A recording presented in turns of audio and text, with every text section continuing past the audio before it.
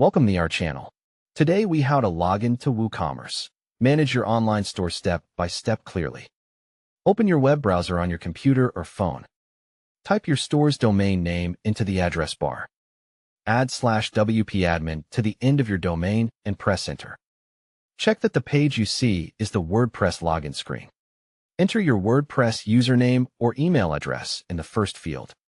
Enter your WordPress password in the second field. Click the Login button to access your website dashboard. If you forgot your password, click Lost Your Password and follow the reset steps. After logging in, look for the left side menu in the WordPress dashboard. Find and click WooCommerce to open the main WooCommerce section.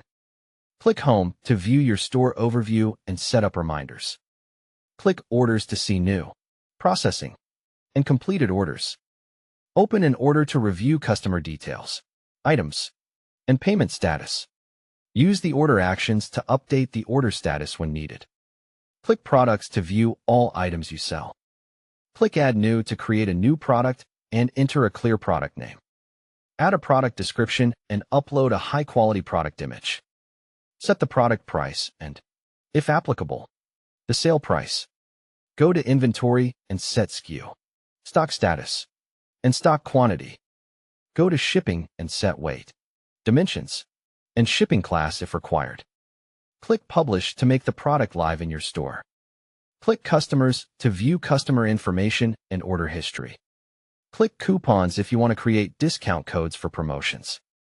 Click Analytics to track sales, revenue, and best-selling products. Click Marketing to connect tools like email campaigns and promotions.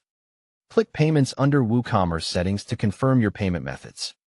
Click Shipping under WooCommerce settings to configure shipping zones and rates. Click Accounts and Privacy to control checkout options and customer data settings. Don't forget to like this video and subscribe to our channel for more step-by-step tech guides.